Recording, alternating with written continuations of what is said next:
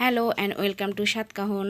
দেখো আজকে আমি আবার একটা নতুন রেসিপি নিয়ে এসেছি। সেটা হচ্ছে, দেখে নিশ্চয়ই তোমরা বুঝতে পারছো, আমি পিৎজা বানিয়েছি বাড়িতেই, যেটা খেতে ডেলিশিয়াস অ্যান্ড ইয়ামি হয়েছিল। একটা বাটির মধ্যে আমি দুধ নিয়ে নিচ্ছি, অল্প একটু গরম দুধ, তার মধ্যে ইস্ট দিয়ে নিচ্ছি 1 চা চামচের মতো। সেটাকে ভালো করে দুধের সঙ্গে মিশিয়ে নিয়ে ঢাকা দিয়ে সাইডে রেখে দেবো।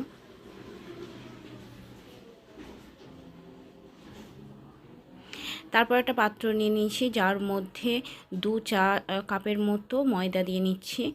ময়দা নিয়ে নেওয়ার পরে অল্প পরিমাণ মতো স্বাদ অনুযায়ী নুন দিয়ে নেবো, আর অল্প একটু চিনি দিয়ে নেবো। তারপরে ওই যে দুধটা সাইডে রেখে দিয়েছিলাম, সেই দুধটাকে দিয়ে ভালো করে মেখে নেবো ময়দাটাকে। তারপরে অল্প একটু হাতের মধ্যে তেল নিয়ে, দেখো ময়দার মধ্যে তেল নিয়ে সেই ময়দাটাকে আরেকবার ভালো করে মেখে নেবো। মেখে নেওয়া হয়ে গেছে দেখো এখানে। তারপরে হাতের মধ্যে আর একটু তেল নিয়ে ডোটার উপরে দিয়ে নেবো, কারণ নাহলে শুকিয়ে যাবে ডোয়ের ওপরটা। তারপর আমি অ্যালুমিনিয়াম ফয়েল ঢাকা দিয়ে ভালো করে রেখে দেবো রেস্টে 1 ঘন্টার মতো। দেখো 1 ঘন্টা পরে আমি খুলছি, ঠিক এরকম দেখতে হয়েছে ময়দাটা। তারপর আমি একটা ননস্টিকের ট্রে নিয়ে নিয়েছিলাম, যার মধ্যে অল্প একটু তেল গ্রিস করে নিয়েছিলাম। তারপরে আর ময়দাটাকে দেখো সেট করে নিয়েছি। তারপর কাঁটা চামচ দিয়ে একটুখানি ফুটো করে দিচ্ছি।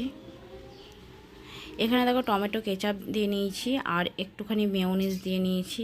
আমার কাছে চিজ মেয়োনিজ ছিল, আর অরিগ্যানো দিয়ে ভালো করে স্প্রেড করে দিচ্ছি ময়দার উপরে।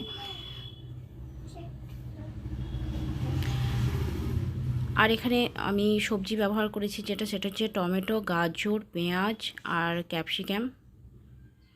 চিকেনটাকে খুবই ড্রাই করে ভেজে নিয়েছিলাম, মানে ফ্রাই করে নিয়েছিলাম, যার জন্য এরকম দেখতে হয়ে গেছে। তার উপরে দেখো আমি একটু সুইট কর্নও দিয়ে নিচ্ছি, আর অনেক অনেক বেশি চিজ দিয়ে নিচ্ছি।